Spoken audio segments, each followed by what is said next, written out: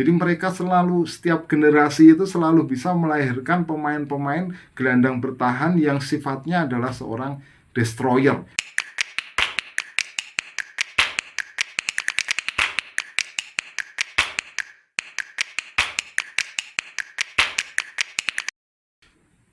Salam pemirsa, ketemu lagi di channel saya Titis Corner, dan kali ini kita akan membahas tentang Argentina yang berhasil lolos ke putaran 16 besar setelah melewati 3 pertandingan yang betul-betul menguras energi dan mental mereka. 3 pertandingan yang bisa dikatakan seperti roller coaster bagi Argentina. Pertama, mereka kalah dari Arab Saudi 1-2, kemudian mengalahkan Meksiko 2-0, dan di pertandingan terakhir yang membuat mereka memastikan diri menjadi juara grup dengan mengalahkan Polandia 2-0.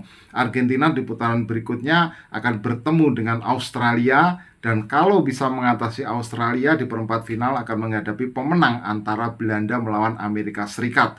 Jadi ini jalur yang relatif membuat Argentina sangat diunggulkan untuk bisa melaju hingga ke semifinal. Nah, apa kunci dari Argentina sehingga mereka bisa melewati 3 laga yang sangat menegangkan bagi para pendukungnya, terutama memang cukup banyak faktor yang membuat Argentina, kita melihat seakan-akan seperti diesel ya, lambat panas, dari kalah kemudian menang cukup sulit lawan Meksiko, dan kemudian di partai terakhir di putaran grup menang dengan meyakinkan ketika bertemu dengan Polandia. Nah, pertama, faktor kuncinya adalah salah satunya mereka sangat adaptif terhadap strategi. Mereka adaptif dengan situasi di lapangan, dan mereka memiliki materi pemain yang bisa menyesuaikan dengan strategi yang dipasang oleh pelatih Lionel Scaloni dalam menghadapi setiap lawannya di 3 pertandingan di putaran grup ini. Kita melihat starting line up-nya selalu berbeda-beda di 3 pertandingan yang sudah dijalani. Bahkan di pertandingan pertama, kemudian di pertandingan kedua,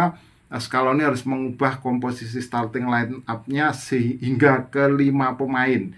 5 pemain diubah setelah kalah lawan Arab Saudi. Di partai terakhir juga ada perubahan, beberapa perubahan, misalnya adalah 3 defensive midfielder yang dipasang di setiap pertandingan ini berbeda, selalu berbeda. Di partai pertama ada Leandro Paredes, kemudian Guido Rodriguez di partai kedua, dan di partai ketiga misalnya kita melihat mereka memasang Enzo Fernandez. Nah, Argentina juga memiliki pelapis back sayap kanan dan kiri yang nyaris sebanding ya, antara Molina misalnya. Kita melihat juga Montiel dan Molina di kanan, dan di kiri juga kita melihat antara Acuña dan Tagliafico. Jadi mereka bisa saling berganti. Jadi dari sisi komposisi pemain mereka cukup komplit dan juga bisa adaptif dengan strategi, apapun strategi yang dipasang oleh pelatih. Nggak cuma di belakang, di depan pun juga kita melihat bisa berganti antara Alvarez, kemudian berganti juga dengan Lautaro Martinez. Di lini tengah juga Papu Gomez main di pertandingan pertama, tapi di pertandingan kedua misalnya McAllister bisa menggantikan posisinya. Jadi adaptif itu menjadi kunci kekuatan dari Argentina. Yang kedua, mereka bisa keluar dari pressure ya, apalagi setelah kalah di pertandingan pertama lawan Arab Saudi. Di partai kedua ini seperti hidup mati. Kalau mereka kalah lagi berarti mereka sudah bisa dipastikan gugur. Tapi mereka bisa melewati situasi bertemu dengan Meksiko di babak pertama cukup sulit, menembus benteng pertahanan Meksiko yang 5-3-2, sehingga sempat ada ketegangan di partai kedua itu. Tapi akhirnya Argentina bisa melewati Meksiko 2-0, dan di pertandingan ketiga melawan Polandia terasa memang situasinya sudah lebih longgar ya, tidak setegang seperti laga melawan Meksiko. Jadi tensinya sudah menurun, sudah cenderung berkurang dibandingkan dengan 2 laga awal, sehingga kita melihat di lawan Polandia ini adalah penampilan terbaik dari Argentina. Sebuah penampilan yang salah satu kolumnis Michael Koch menulis bahwa ini adalah sebuah Argentina yang cantik tapi ganas, cantik tapi agresif. Kita melihat mungkin dalam bahasa yang menarik adalah Argentina ini adalah tim yang anggun tapi galak. Mereka bisa menunjukkan sebuah performa yang menghibur, sebuah performa yang ada unsur keindahannya, tetapi juga tidak melupakan unsur agresivitasnya. Nah, ini sisi yang menarik dari Argentina menurut saya di sini. Nah, mari kita bahas apa yang disebut dengan Argentina yang anggun tapi galak, cantik tapi ganas itu tadi. Jadi begini, Argentina ini termasuk salah satu negara yang memiliki stok pemain di posisi gelandang bertahan yang cukup melimpah. Jadi Argentina ini seperti disebut sebagai negara yang terobsesi dengan pemain nomor 5. Jadi mereka selalu, setiap generasi itu selalu bisa melahirkan pemain-pemain gelandang bertahan yang sifatnya adalah seorang destroyer. Barisannya itu cukup panjang ya, cukup panjang. Dari kalau kita misalnya tarik mundur ke 86 ketika mereka menjadi juara, mereka punya Sergio Batista ketika itu. Kemudian di 2014 ketika mereka bisa menembus final, itu mereka punya Javier Mascherano. Nah, itu hanya 2 ya dari sekian banyak gelandang bertahan dengan kualitas destroyer yang pernah dimiliki oleh Argentina. Kita misalnya juga kenal nama seperti Diego Simeone, kemudian Esteban Cambiaso, Ever Banega. Ini adalah pemain-pemain yang punya kualitas bertahan yang cukup bagus di posisi lapangan tengah, di posisi gelandang. Kita juga tahu ya, kita juga ingat bagaimana dulu Argentina pernah punya misalnya Fernando Redondo, kemudian Fernando Gago, kemudian ada juga Lucas Biglia, ada juga Matias Almeida misalnya. Nah, ini adalah deretan pemain yang membuat Argentina ini dijuluki sebagai negara sepak bola yang terobsesi dengan pemain nomor 5 ya. Nomor 5 itu adalah perlambang nomor punggung pemain yang berada di posisi gelandang bertahan. Jadi sejak zaman Sergio Batista, kemudian mereka juga yang paling diingat tentu adalah Mascherano ya, pemain yang menggagalkan peluang emas Arjen Robben ketika semifinal di Piala Dunia 2014. Nah, kita melihat bahwa kelebihan lain dari Argentina yang dimaksud dengan anggun tapi ganas, cantik tapi galak itu tadi, yaitu selain mereka punya agresivitas dari sisi pemain-pemain atau gelandang bertahannya dengan ciri khasnya yang destroyer itu tadi, tapi mereka juga selalu bisa melahirkan pemain-pemain yang tipikalnya adalah indah ya, pemain-pemain yang memiliki skill individu yang brilian, pemain-pemain yang menghibur ya. Kita melihat pada zaman mereka punya Sergio Batista, mereka punya Diego Armando Maradona.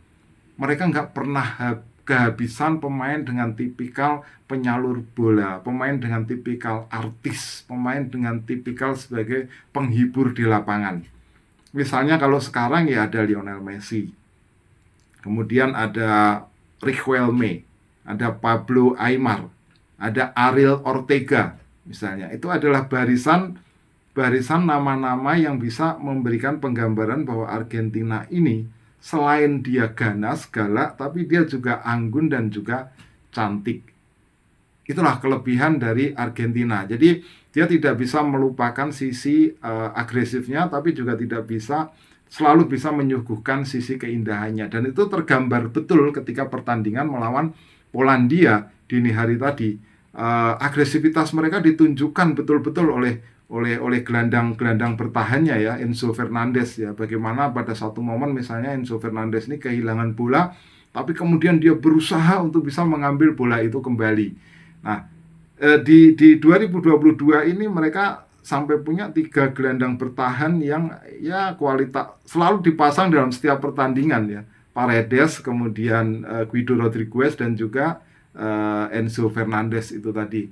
Nah, Argentina kalau kita melihat menerapkan sesuatu yang sangat jarang dimiliki oleh tim nasional ya. Kalau di level klub itu banyak mereka bisa melakukannya karena mereka sering berkumpul sehari-hari ya, sepanjang tahun dalam satu tim. Tapi di Argentina ini kita melihat ada strategi counter pressing yang sangat bagus yang ditunjukkan ketika bertemu dengan Polandia. Bahkan Lewandowski di pertandingan itu seperti sangat terisolasi ya, tidak bisa ngapa-ngapain kita melihat. Nah, Enzo Fernandez kita melihat dia memang tampil sangat gemilang ya, baik dalam situasi dia harus mengatur tempo, kemudian situasi dia mencuri bola atau situasi dia mengawali serangan. Sehingga itulah kelebihan dari Argentina terutama di posisi pemain nomor 5 itu tadi, di posisi gelandang bertahan. Nah, Dari sisi cantiknya di mana? Dari sisi cantiknya juga kelihatan, terutama dari individu-individunya ya. Tadi saya sudah bilang barisan pemain-pemain yang dia menyuguhkan keindahan di lapangan, tetapi di pertandingan melawan Polandia ini kita juga melihat sebuah suguhan keindahan dari proses terciptanya gol kedua Argentina yang dibuat oleh Julian Alvarez ya.